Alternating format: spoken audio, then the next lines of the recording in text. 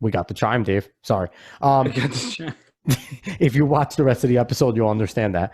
But on this episode of Cuesta Dos, my brother David and I, we have on a special guest for the first topic. We're Young But Just Us host Kyle Doctor. He's a part of the Sports Opinions Podcast Network.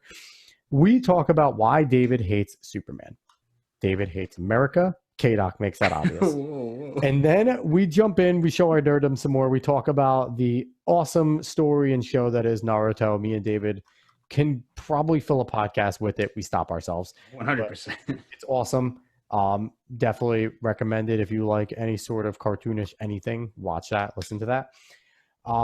We talk about UFC. We talk about both the video game that's coming out, UFC 4, and then we talk about Fight Island. We give a review. We jump into the stupid that is the NFL right now. They do a ban on jersey swaps and the mouth shield. Obviously, you could tell the way me and David feel about it. Yeah. We talk about the Redskins officially changing their name. Mm-hmm. And then last but not least, we talk about more things that we're not a fan of. Big Ten and Pac-12 playing in conference only, like that's going to make it. Big brain. So without any further ado, hope everyone enjoys the show.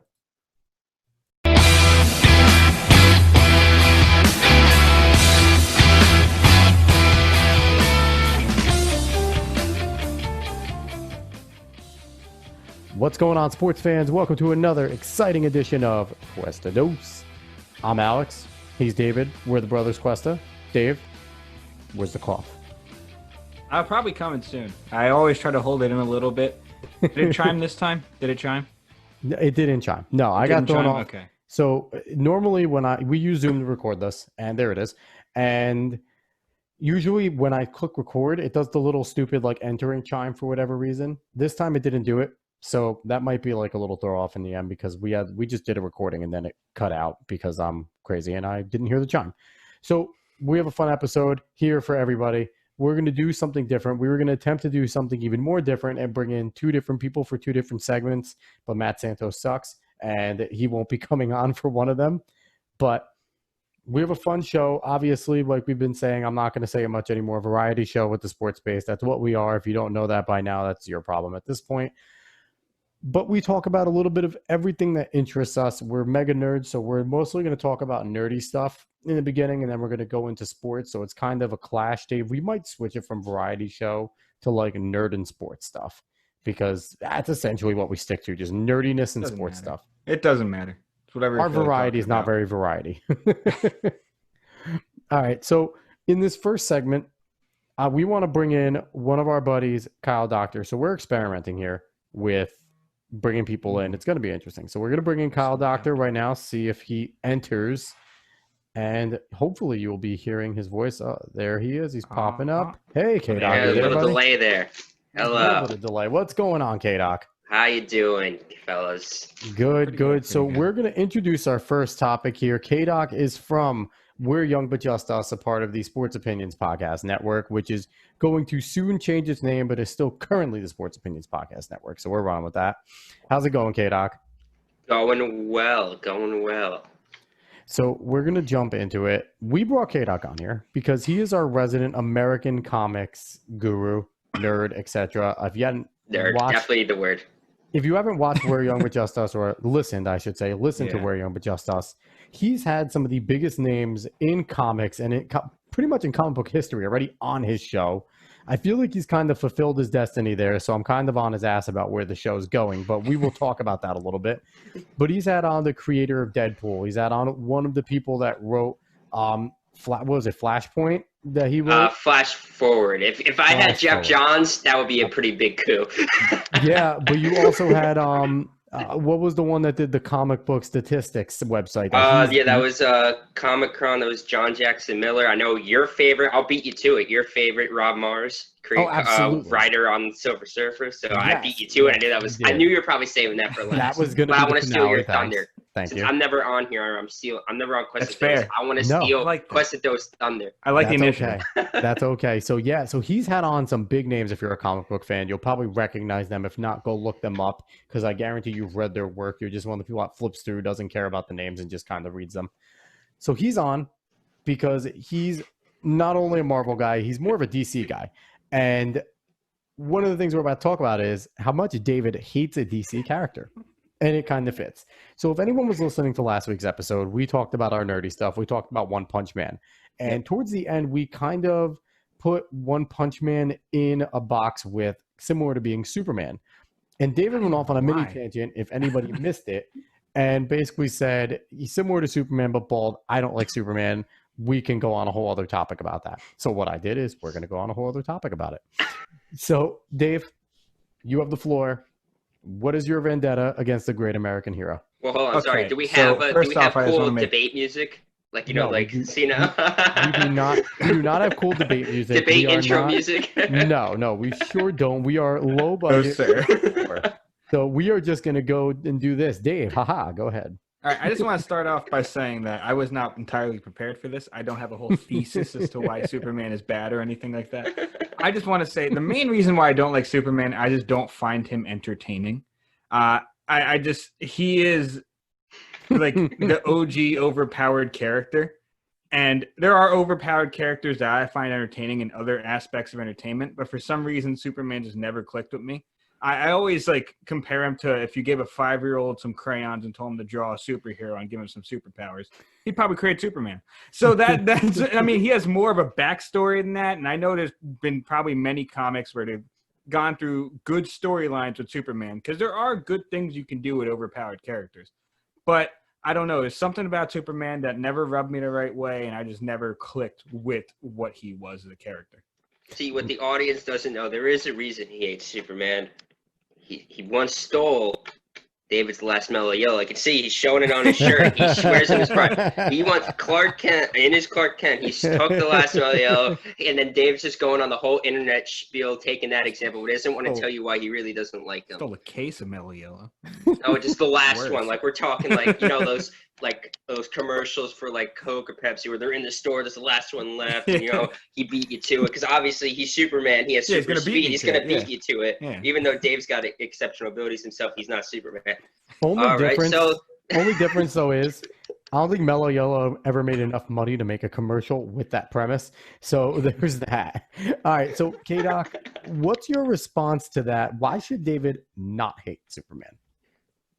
Because Superman is us. Like he's like what we need, what we want to be. Like to put it this way, there's a comic creator very famous in many people's case, top 5, and his name is Garth Ennis. You might have seen him. The Boys on Amazon, that was his comic baby. That's what he's known for now, but he's also done Hellblazer and Preacher and stuff like that. So that's really popular. But his thing is he hates all superheroes because he's the kind of a satirist of that genre whenever he writes it. He obviously from The Boys, but he really hates superheroes because he finds them pompous hypocrites. Not Superman. It's like one of the only guys he doesn't like. Hates Captain America because he thinks disgrace to soldiers in real war, but loves Superman because the pure ideology of, I guess, human beings and what they strive to be. Like, if you take it down at the heart, he's just what you want to be. He doesn't hate. He only loves. He always rises above. He never quits. He never makes excuses. Never breaks his boundaries. We always break our boundaries or our limits because we're humans and we have faults. He's Superman. He sticks to his ideologies and is always pure at heart. It's why everyone always connects to him. It's just, you can't, if you hate Superman, you hate that what we want to be. You hate good things, Dave. You hate Superman. You hate puppies. Okay. That's it. I want to be glad this is video. I want to say what you just basically said to me is that Superman is basically Jesus Christ. Except he has laser vision. Think of how he got here. I mean, it's obviously not the whole Virgin Mary birth and all that, but think of just his origin. He's a savior. He's Jesus. So quickly before David jumps back in here, I just want everyone to know one of the reasons why I do like Superman is because when he first came out, he was a big jerk. And when he first started in Detective Comics, he would destroy places, not care. Action Comics. Detective is Batman. Yeah, you said. Yeah, Action Comics, but he would basically tell little kids off. He was doing his thing, just being strong and not caring about the population. That's one of the reasons why I liked him. But also, Dave, this is one of the reasons I think you're going to hate me. He is the inspiration for one of mine and your favorite anime in order for the origin story. Superman and Goku have almost an identical origin story, and Akira Toriyama, the creator of Dragon Ball, has gone on record to say that it is based off of the Monkey King, but also the origin part is very closely based off Superman because he's a big fan.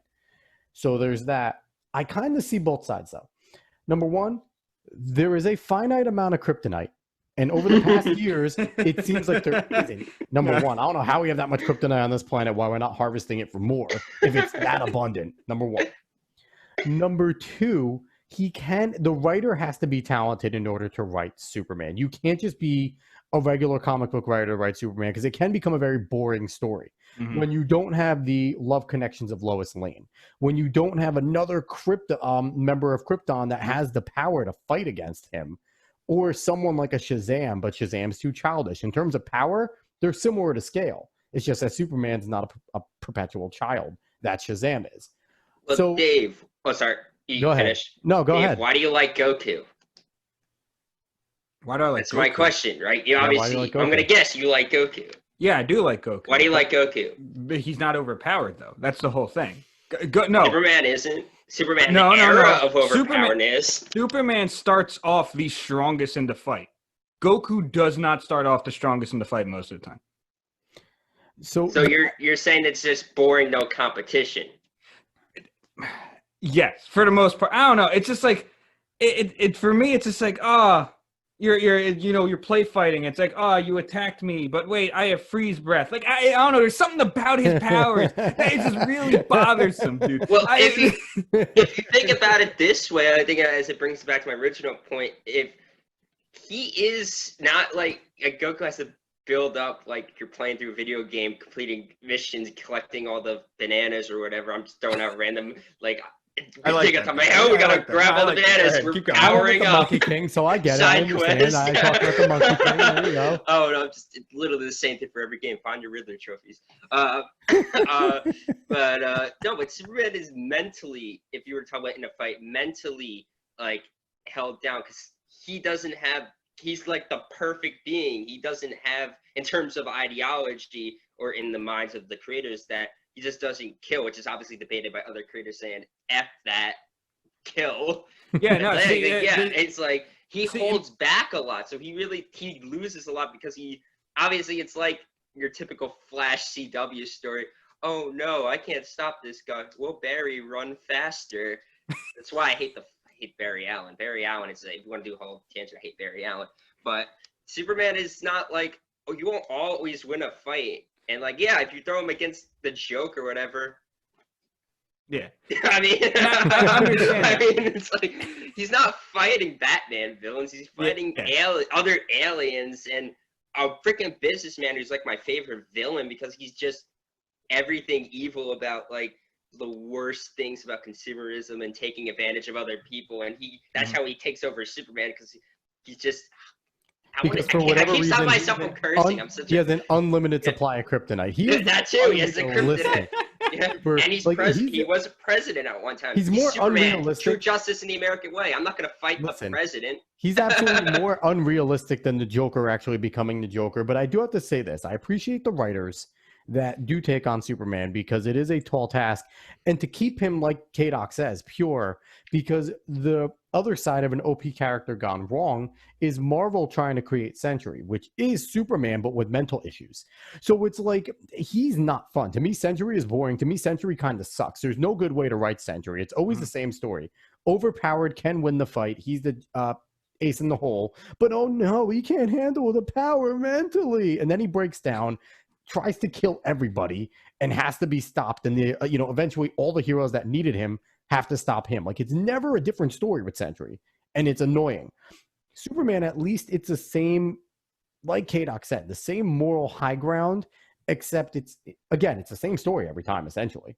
But it's a little different here and there. Dave, you had a point. I understand all this. I said this coming in. I do know that there's different excuses. What the? I already said this coming in.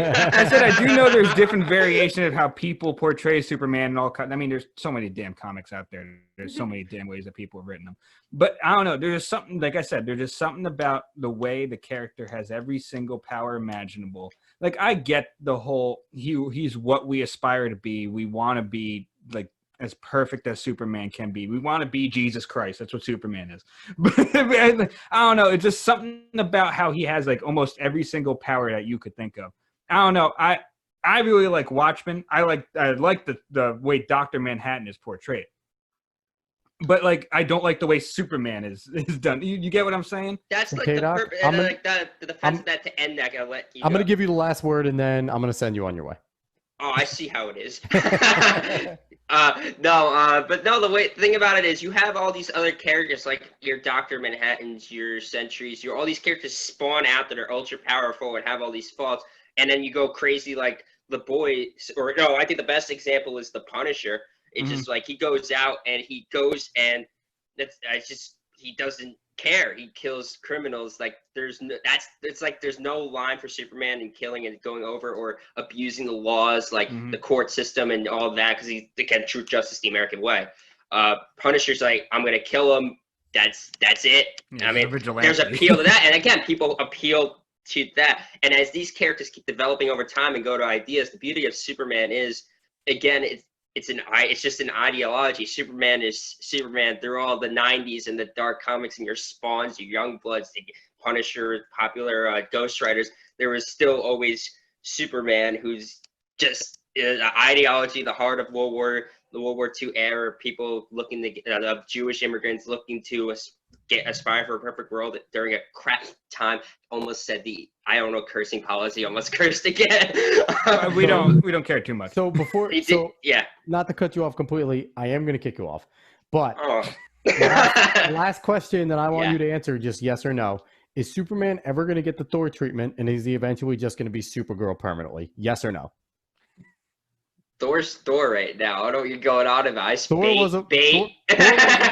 wasn't Thor a woman for a time? It was like a phase. So are we going to get a phase where Superman is just going to be Supergirl for a hot second? Just only. I think DC doesn't pull that. Marvel was very desperate at the time. There was already Marvel was very desperate, and they really wanted to. They unnecessarily shook things up for no reason, for just what they believe would get them sales. With DC's very more the conservative on like taking time of characters. Is they were planning on doing something like rumors of that called 5G, thrown out. People hated it. They were like, it just Superman's Superman. Like there's other people that can take the mantle, but it's pretty much like it's not like that. I see what you're going for there. I'm not going to go into that conversation much more than that. So he's Kyle Doctor, host of We're Young But Just Us, which I hope eventually comes back. I really want that. That was one of my favorite shows to listen to on the network. It's definitely a hiatus right now. I think it's been 2 months. I have been reaching out, and then on the other side of that, it's been a lot of just graduated, so I've been applying for stuff, trying to get everything in order right now. But I have been reaching out, and I probably will. I don't want to hear it. I don't care. I don't pay you anything. Who are you giving the podcast? I don't pay you anything, so I just expect you to give me your time for free continually, all the time. I see what's going on. Hey, at least you got personal foul. Oh, wait, which one's? Sure. No, wait, now personal foul's Colton. Which one's? Playbook. You got the playbook back. Bob's back on hiatus again, so I got to get on him again. K-Doc, it was great talking to you. I'm happy to get your perspective on Superman. I still don't like the character, but I understand a lot of things. One last question. Who's the real Superman, Shaq or Dwight Howard? No, it's Shaq, without doubt. All right, just making sure, because that's a great. Shaq's Kazam. You can be no, it's Shaq. That's a stupid. Shaq. I don't care. That's a stupid SB Nation feud. If you're gonna watch, if you're gonna watch one of those, like I forget what the title of those SB Nation videos. I just know it's the feuds. That's a funny one because that's a serious topic in that video between Shaq and Dwight Howard. God. All right, thanks guys for having me. So long, Thank you. All right, that was Kyle Doctor. Dave, that was fun having our first ever aside there. That was a lot of fun. Like I said, this show is going to go a lot longer now, though, because of it, but that's okay. That's whatever. Listen, I didn't have everything prepared. I just had my own opinion on Superman, and I think people understand it. I think they do. But we're going to move on to someone who's not overpowered. Naruto. We're going to talk in some ways. Wait, we'll get to that. We're going to talk about Naruto. If you don't know Naruto, then you just don't pay attention to any anime or manga at all. It's just that simple. This is one of the biggest, if not Dragon Ball Z or One Piece, it's Naruto. Everyone knows it. Everyone's seen the orange jacket. Everyone's seen everything. So I love it. I don't know if you love it as much as I do. I've always liked Naruto a lot. I think when it comes between just the original part of Naruto and then going into Shippuden, all of it's great. All of it is woven very well, and you really see a lot of growth with a ton of the characters. Yeah. The growth of Naruto is unbelievable. He's your typical goofy shonen protagonist that has to fight really hard, overcome odds.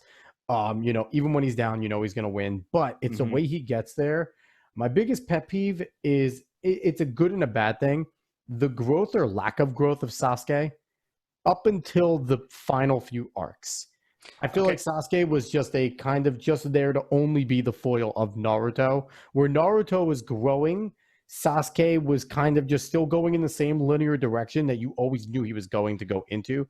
And I have to give this one of the distinctions. I want to wait real quick. Yep. I want to say there may be spoilers ahead. If you have been living under a rock, do not listen for like 10 minutes. You will hear spoilers of Naruto. So quickly, Dave, just to talk about kind of the difference, because we talked about Superman, and we talked about one of the things that me and K-Doc said, and even you agreed, is the different writers of Superman kind of make him or break him. You may dislike Superman, Dave, but you might like a Superman arc that was written by a talented. That's the difference between comics characters. Yeah, difference between manga and American comics. Yeah, manga's usually written by one guy, one illustrator, one writer. The mangaka writes the full entire story, with the exception currently of Dragon Ball Super with Toyotaro, but it has Toriyama's graces. Yeah. Comic books in America are written by so many different people that you get so many different versions of the character that it is able to argue, well, this version. You don't really get that.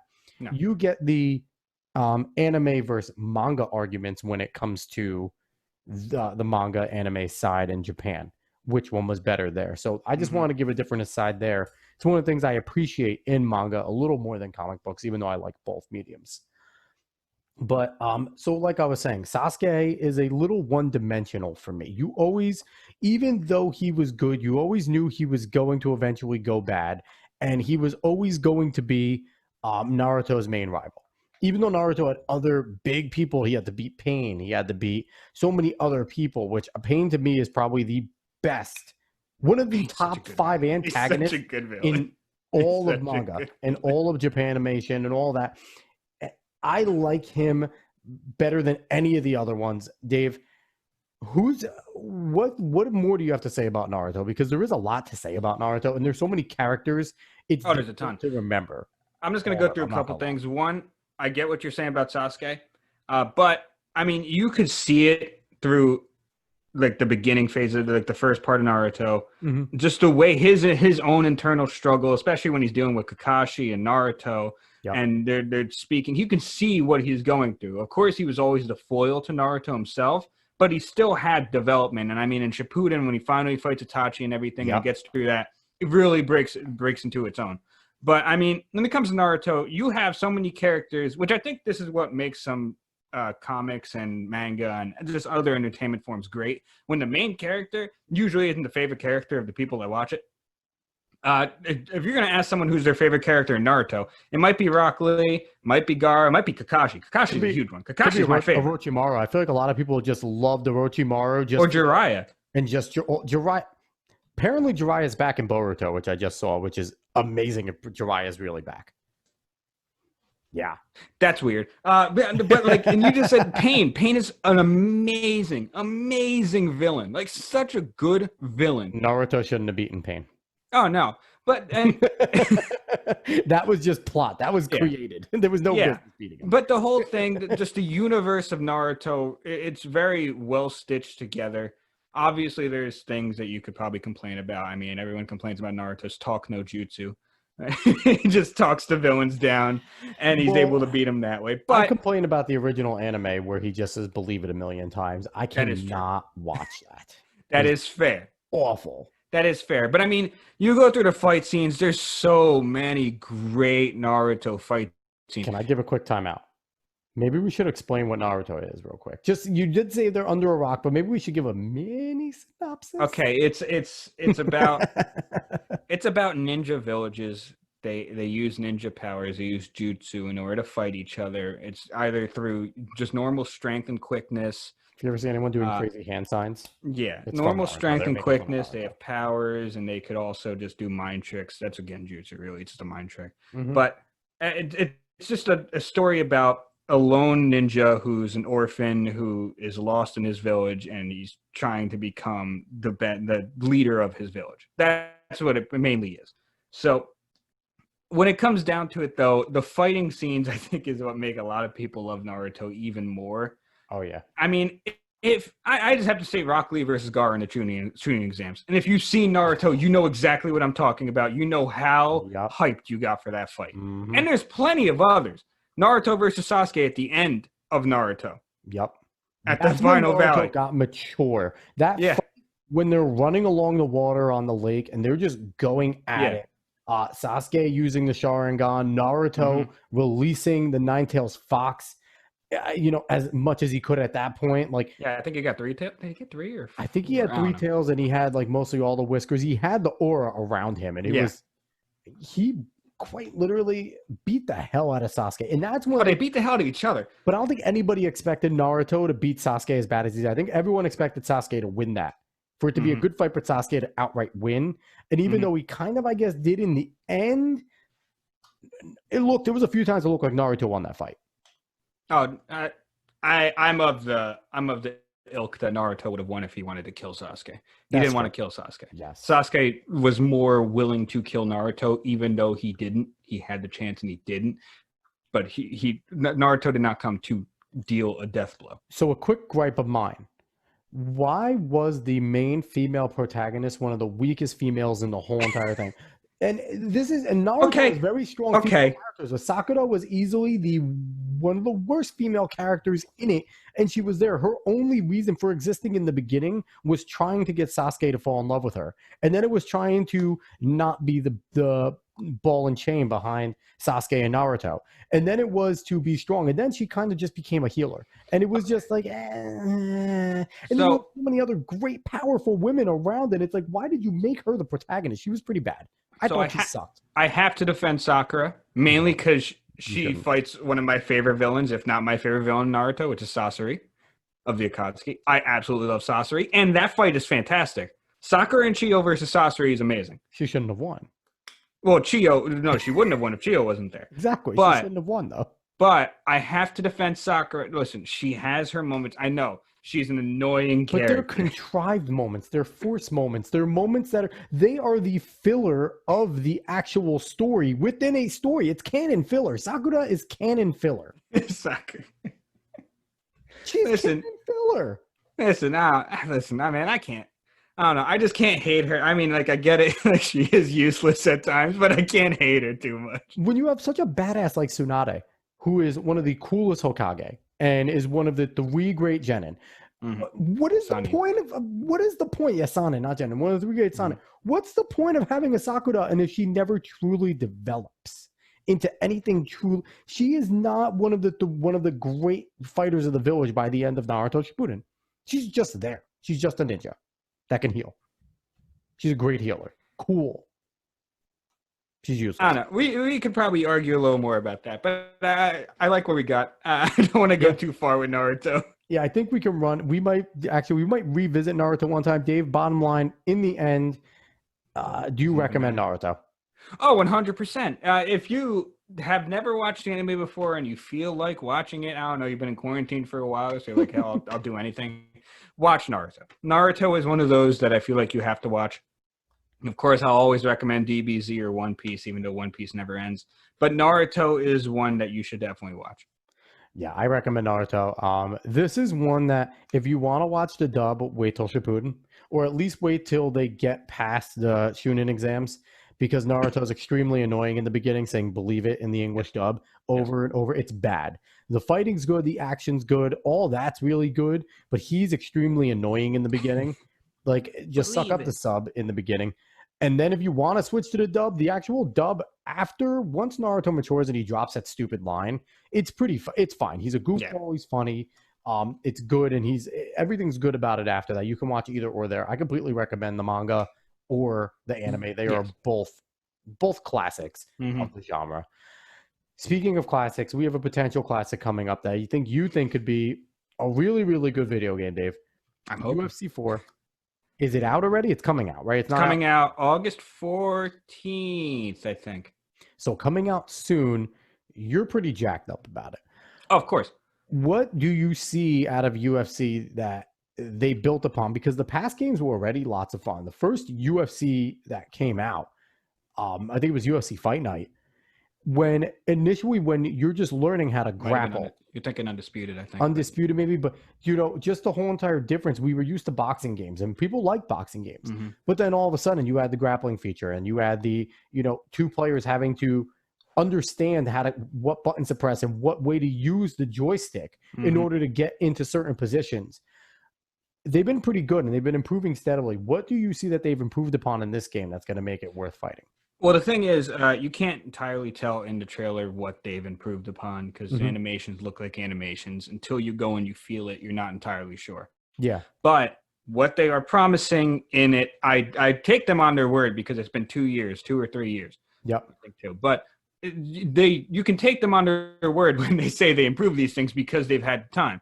Now, apparently they've improved the clinch control. Lots of different animations, lots of different things to do in the clinch in order for you to move, get body control, get body posture, and push them around. You can do those things. I like that a lot, because clinching, you could do stuff in a clinch in UFC 3, but it wasn't a lot. Now, are they going to base what you do with your character's clinch off of their specialty techniques? Because it was pretty generic for the longest time. You got in a clinch, you could go do certain things generically, but we all know different masters of different martial arts do different things in the clinch completely. 100%. You have some that just straight up go for strikes, or great at striking in the clinch. You have others that look to snap and maybe get on behind somebody. Takedowns. Different types of things. So are they promising, if you're different masters of different techniques, you're going to do different things in the clinch?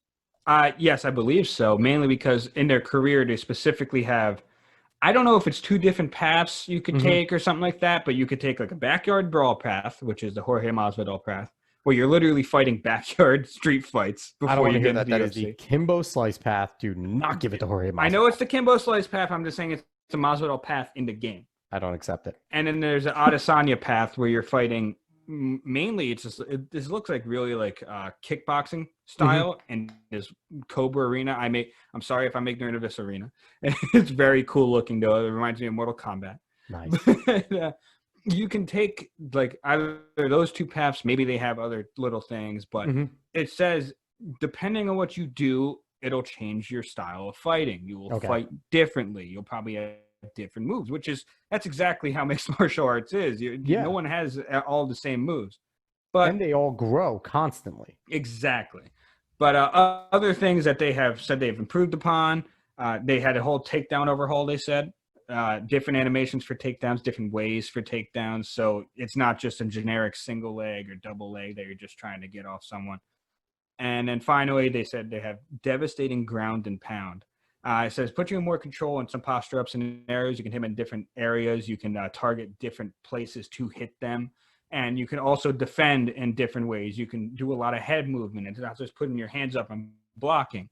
You can move your head around. You can hit counters when you're down there. So I like that a lot. I do think that they definitely improved stuff. I can take them on their word, like I said, because it's been 2 years.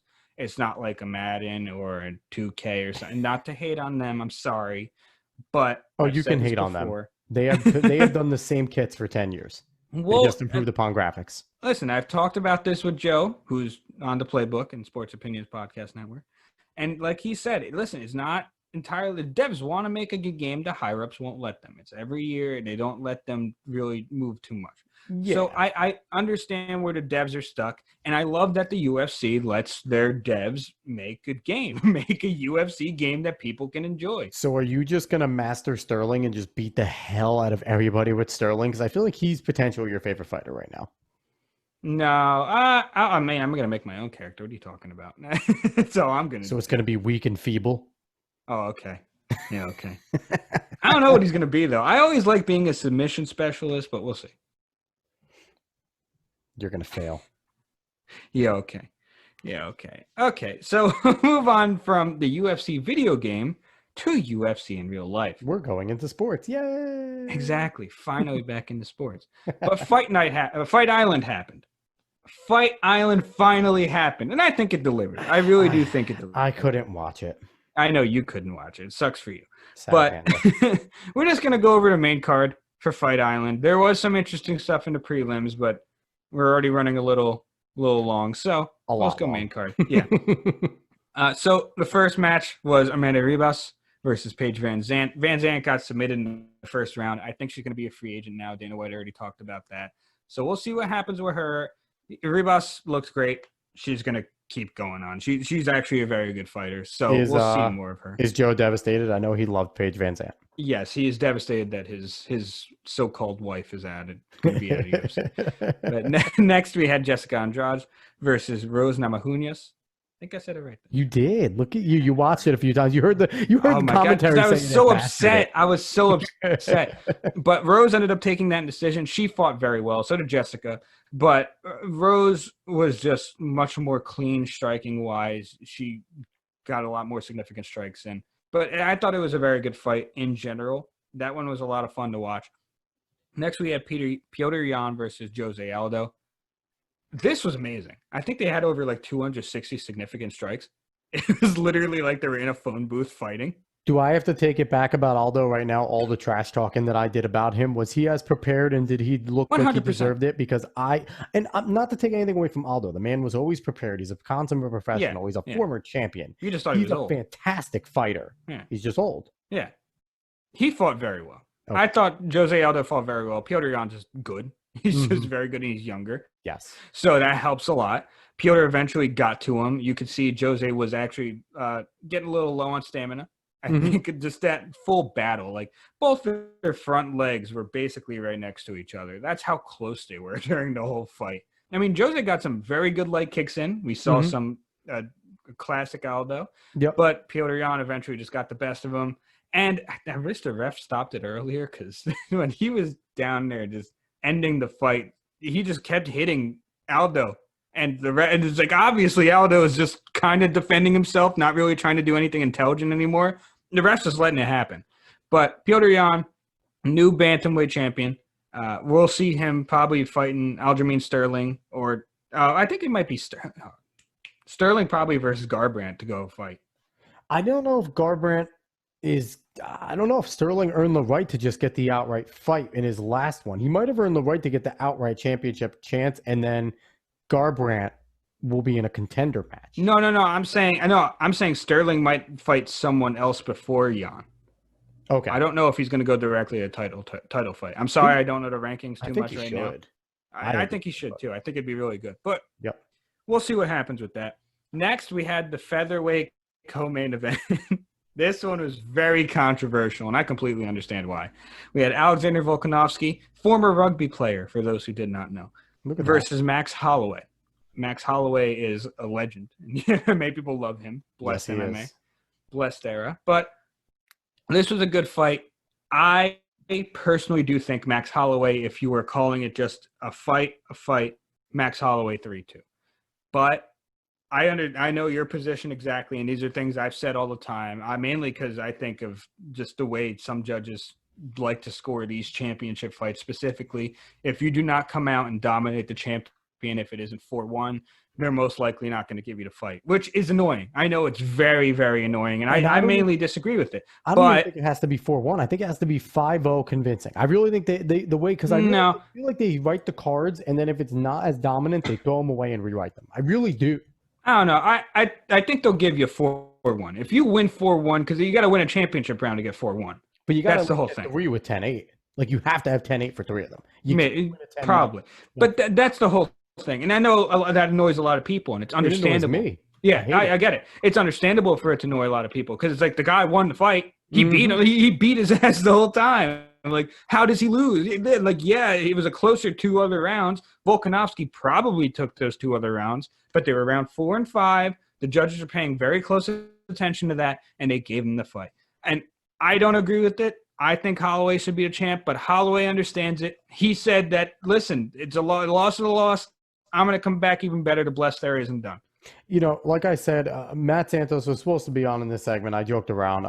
You know, he just couldn't come on for this show. We'll have Matt on, obviously. He's one of the biggest contributors for sports opinions in general. But I said to Matt, I think it's 6-7 years ago, Alexander Gustafsson fought John Jones. I went to Buffalo Wild Wings to watch his fight. Gustafsson beat the holy hell out of John Jones. I was convinced he beat him for 5 rounds. But Jones got enough significant strikes in those 5 rounds, and he was only taken down 3 times. Only 3 times within 5 rounds. No big deal. But that was, and they gave it to Jones. And I was appalled. And that's when I realized that they are as screwed up as boxing in terms of the way that they score championships. I have been a proponent that they go to a wrestling style scoring system because that would prevent all of this. Because you can't deny the scoring system if it's set for takedowns, if it's set for riding time, if it's set for certain things. If you win the significant strikes in a round by a certain ratio, you get this number. They could have a set number system where this would be avoided, where you would see flat out the scores. And maybe it would push the champions to like maybe fight a little harder at times because he would see, okay, Holloway's up by 6 points. I have 2 more rounds to make up 6 points. Yeah. And then from there, okay, if Volkanovski really wins those last 2 rounds, does enough to score the points, then whatever. He won 3 rounds. Volkanovski won 2, but he won it. This leaves everything up to chance, and it leaves it to human error. Yeah, it leaves up to the judges. Yeah. And that's the worst part. And that's where you get all the corruption charges against judges, which to me is founded because that is a corrupt style. Yeah, and Dana White himself said we had some bad judging that night. Everyone, I think damn near everyone, maybe even Volkanovski believed Holloway won that fight, even though I think Volkanovski probably thought he won because he wants the belt. But whatever.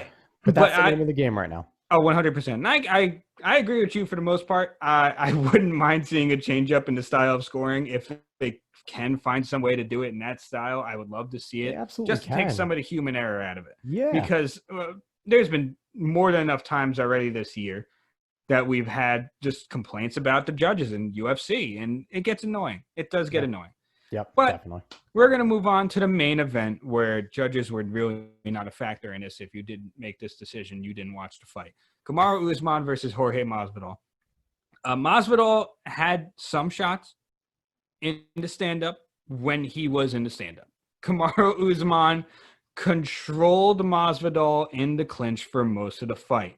He got multiple takedowns. Masvidal had very good takedown defense in the beginning. So Usman realized, switched it up, clinched him against the cage, kept attacking multiple parts of his body, toe stomped, shots to the body, shoulder strikes to the head, knees to the legs, everywhere. And this is for like minutes at a time where he just kept them there. He kept them down. So it's obviously Masvidal did not win the fight. Masvidal knew he didn't win the fight. Oh, yeah. But you saw him clapping beforehand, and I saw the quote, he told Usman, I'll be back. We're going to run this back. In Masvidal's defense, he deserves to get it run back because he lasted 5 rounds on 6 days. Notice. Exactly. Exactly. And that's a whole thing. Big respect to Masvidal. 6 days notice, comes in fighting someone who's dominant. Kamaru Usman is dominant. If you did not know that before, I hope you know that now. The man is a very good fighter. He's just not the giant celebrity because he is a clincher. He is a boring style. He just wins fights. Exactly. He's a boring style. He's not your stand-up that's completely explosive. He's knocked people out before. He's done it. But he is dominant. He gets you up against a cage. He gets you down on the ground. I explained it this way to Joe. Masvidal is TNT. He is dynamite. He can explode very quickly, knock you right out. Kamaru Usman is a hydraulic press. He keeps pressing down onto you, applying the pressure, eventually just destroying you. And that's basically what happened in this. It went all 5 rounds. Masvidal, I am sure, was extremely fatigued at that point, just annoyed that he couldn't do anything, annoyed with himself more. But that's just the way Usman fights, and he is the Nigerian Nightmare for a reason. So we have fight night coming up on the 15th. Dave, we're short on time. Give one fight you look forward to on the fight night if you're prepared. Calvin Kattar versus Dan Ige. That should be very fun. Both of them like knocking people out. That should be a good stand-up fight.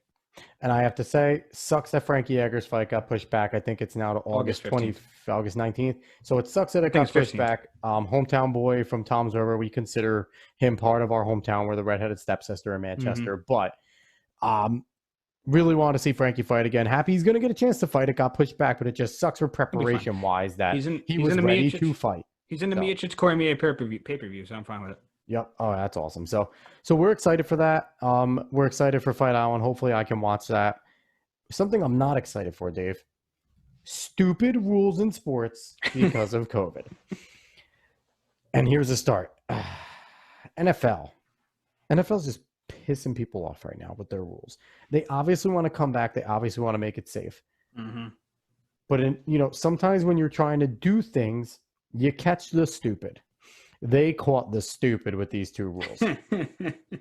So first rule that came up, players are not allowed to swap jerseys at the end of games anymore. I'll let that sink in for a second. We'll talk about the second one real quick. Is the sink the knocking? Next rule. What'd you say? I said, is the sink knocking? It might be. Can you hear me knocking? Anyway, they introduced, we talked about this a few episodes ago.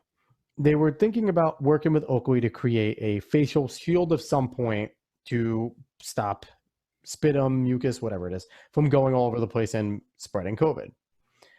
They did the mouth shield. All it is a visor with an extension, few holes. Apparently the holes are small enough where they could breathe, but they can't get spit out. Mm-hmm. Who knows? But I got a few problems. Number one, we talked about this. I'm bringing it back up. Are players now going to be mandated to wear their helmets at all time? One of the first things players do when they come off the field, rip the helmets off, place them on the little white blocks behind the hangers, bleachers, benches, whatever they are. And they talk and they go over things and they get coached up. So is that now banned? Number two, they say the breathing system is good and this and that. Things fog. I don't care how good your breathing system is. That visor is going to fog. Visors fog when they're open. There's visors that fog when the humidity is built up. Now you're creating the humidity by having them breathe. So what's going to go on there? To me, there's more questions than answers with these visors. And one of the biggest names in the game, J.J. Watt, said he wouldn't wear it. If he has to wear it, he's not playing for the season. Because he said he thought a visor would be cool, put one on for 3 practice sessions, said, I can't use this damn thing. Take it out of my helmet. I feel like you're going to get a lot of players that have that reaction. And I feel like it's something that they're not going to do. I think it's not a great idea. If you're going to have to do that, then shut the season down. If you're that scared about it, then shut the season down. Let's go back to the jersey swap. Because the players had the best kind of insight there and why it's so stupid. You're going to let them play for 60 minutes. You're going to let them sweat. You're going to let them hit each other. You're going to let them tackle each other. You're going to let them pile on, essentially. But then after the game, they cannot take their jerseys off and hand it to somebody else. Potentially a guy that they were laying on top of, hitting, grabbing, pushing the whole time. That jersey swap is going to be the thing that does it. And I get it. They don't want any chance of extra exposure. But, man, these guys are giving their bodies for 60 minutes. Shut up if they want to trade a jersey. Dave, I ranted. What's your opinion? Yeah, no, I mean, I for the most part agree. It's both of these are silly.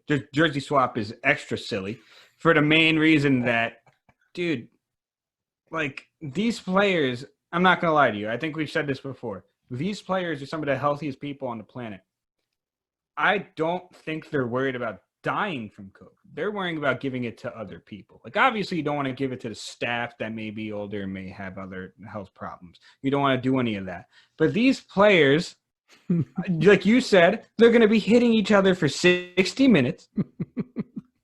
And you're going to tell them that they can't jersey swap. They're not going to see anyone else but everyone on their team. That's all they're going to see. I'm pretty sure the NFL has it designed that way. So I just don't get why you wouldn't be able to jersey swap at people that you've been hitting And then the mouth shield thing, I'm sorry when it pains me to believe that this thing is going to be foolproof in the fact that if you're on top of someone and you're breathing a little heavily, that is going to stop everything, and that their mouth seal is going to stop everything. It's just simply not. It's not going to work. I don't care how you put it. It's not going to work. And also, how in the hell are you going to be able to breathe very well giving your all with these mouth shields on? Maybe they perfected something. I don't know. But I just can't fully believe that right now. So another question with the mouth shield. I don't think it goes all the way down. So what the hell's going to happen when they're sweating like animals? And like you said, they're on top of each other. And that mouth shield drips. Then what? What? I don't know. It creates more questions than answers. It really does. Yes, it really does. And I get it. The NFL is trying to find every single way to get this season going, and I appreciate it. I do. But you just got to acknowledge when you did something stupid. No matter what. Like, I don't expect the NFL to never do anything stupid. We're all fallible. So I just, you were dumb to say no jersey swaps. Take that back. Be like, listen, we messed up. Whatever. That's it. It just makes no sense to me. I'm just waiting for them to create like a blocking time limit for like linemen, so they're not exposed at long periods of time. They need to block for 3 seconds and then get back to 6 feet apart. And then if you're tackling a guy and you can't take him down within 3 seconds, you got to let him go. Like, I'm waiting for all this type of stuff to happen because, you know, we would have thought something like this is pretty silly. We would never think that they would say, you know, it's still going on in the EPL, people. EPL is nothing on. They play soccer out in the open, breathing on each other, going up for headers, rubbing against each other, elbowing each other, and they still jersey swap at the end of games. Yep. And I think they're still giving handshakes at the end of games in the EPL and Bundesliga. Like, they acknowledge the fact that they're on there doing all these things. The little bit extracurriculars after the game is not going to be the cause. And if it is, they were probably going to get it anyway. Yeah, exactly. So we're going to move on to something else that I know makes you angry. I said this last week that my care for this is not really huge. I feel like I should rename this like the Peter Griffin grinds my gears. Like, I feel like Cuesta needs to go by the wayside. And it's going to be what grinds my gears. Well, this is your grinds my gears segment. So the Redskins are officially changing their name. We don't know what it is yet. We were supposed to know yesterday, but something happened with trademarks. I think some guy or something had already trademarked names years ago. And they're already in a legal dispute about it. Trying to change to not. People are trolling the Redskins. It's beautiful. Yeah, people are trolling the Redskins for changing their name, and they're getting it from everywhere. So I know that you're very unhappy about this. And my biggest qualm was that if they're going to change it, they might as well revamp the whole damn thing. Because why wouldn't you? You might as well. That's why I wish we would just give them time for this. Let them have one final season, whatever. But I'm going to let you go ahead. I'm going to let you take the stage and say what you want to say. Cancel culture has won again. They've won again. And I know people say this argument goes back for years. You could look up polls. Most Native Americans didn't care. The logo was designed by a Native American. It's something that was never meant to be offensive. You go on reservations. The reservations have high school named Redskins. So go after them too. Go on the reservations with your cancel culture and go yell at a bunch of Native Americans that their own names that they picked on their reservations for their schools are wrong and racist. And they should be offended by their own choices. Anyway, that's one thing. Number two, shame on the corporations for getting involved in this way. That's terrible. To me, that's a really bad look that you guys are virtue signaling that bad and playing the PR game that bad that you forced a name change for something that you really don't care about. Because we all know FedEx doesn't care. We all obviously know Nike doesn't care. So that's ridiculous. But overall, I agree with you on the name change. I did see one cool thing, which I'd be down for. If they wanted to rename themselves the Red Tails, I saw a really cool design logo with the W, cool. And then it had like the insignia basically of like the flight. Yeah. Kept the same exact colors. That would be the coolest transition. And that would be great historical like premise to it. And just one of the Tuskegee Airmen is one of the greatest stories of all time. So go watch the movie Red Tails and read about them if you don't know about them. But just overall, the whole situation is about money. Mm-hmm. No, that's what it is. Top to bottom, all around, from Dan Snyder changing it after years ago saying he will never change it, and from all these corporations virtue signaling about how they're so righteous now. All you're doing is trying to continue to get. FedEx was under pressure to put pressure, or otherwise people were going to screw with FedEx. So it's like the whole pressure game won out. It is what it is about the Redskins. I will joke about them being called a team formerly known as the Redskins. That is going to be probably a running joke by me, just like Prince. Like, they're going to probably change their whole color scheme at this point, which, whatever. Again, I wonder what their name is going to be. I joked around and said that they should be the Rough Riders and have Teddy as their logo. I think that would offend too many people. That would just be an ultimate. And if you don't understand the history, go look up the Rough Riders and Teddy Roosevelt. That would be a little, might make you happy, might make you laugh, or might make you mad that I suggested it. But it is what it is at this point, Dave. I'm done being angry about it because it's stupid. That's fair. I do like the Red Tails suggestion. I think that would be a very good name change for them to change their name at all. But I'm going to bring this back yet again. I know I did this last week, and I did this in the group already, our little group. But I want the goddamn Jets to get creative. So if we change our name, we better change it to something. I don't even care if we have no reason to change it. We have no reason. I'd want us to change it just to be creative. Logo. I'm tired of it being just a football with NY in it and Jets. Here's what I brought up. I'm in physical therapy, got knee surgery. I was talking to my physical therapist. He's a big hockey fan. We were kind of talking about this. The Winnipeg Jets have found a way to keep a Jet in their logo in hockey forever. And the New York Football Jets can't. Like, we went through this whole change. Oh, we're going to be new. It's the same damn thing. It's like when the Browns made a slight contrast change to the orange on their damn helmet. What? Where's the risk? Where's the fun? Listen, at least we're not the Rams. That is true. That's where risk goes wrong. But the Chargers came out with such nice jerseys for an LA team. You hate LA teams. Our resident buddy Jerry Gaskill came up with the best suggestion for the Redskins: to change their team name to the Redskin Potatoes. Just keep calling themselves the Redskins. And you're good. Yeah, just put a big red potato, like the same exact logo. Just make it a potato, and just call yourself the Redskins anyway. That would still be funny. It would be. Okay, I'm sorry. I'm not gonna yell too much about this. So, would you have any suggestions besides the Red Tails? Anything you would like to see Washington change their name to? Kind of not joking around, in a way. I'm not gonna lie. I don't care too much. I don't want it to be the Warriors. I really, really don't want it to be the Warriors. I don't think that'd be a good one. We have too many Warriors. Like, I just hear it all the damn time, so I'm tired of it. I think of something else. Red Tails is a great one. Red Wolves is fine. Do something else. Something else, please. I'm curious if they're going to go back to, like, the political side and be the Senators. I feel like that's something they could do, but I don't know if anyone wants to mess with politics right now. So well, not even that. We already have a Senators team in hockey, so it's... Yeah. Who knows if they need it, but we'll see what they get there once their legal dispute is done. It's really comical. They're right back in a legal dispute over a name they don't even have anymore. I know. Last thing we're going to move on to, we're going to jump into some college sports. Another thing that I tend to think is stupid. So first off, we're going to start. The Ivy League canceled their fall sports. Cool. Go change the world by curing cancer, Ivy League students. Like, most of you aren't going pro. Most of the college players aren't going pro, but Jesus, most Ivy League players definitely aren't going pro. So just go be really smart, continue to be really smart, and change the world. That's what we want Ivy League to do. You guys are geniuses. Keep doing that. Back to the sports that actually have a chance of going pro.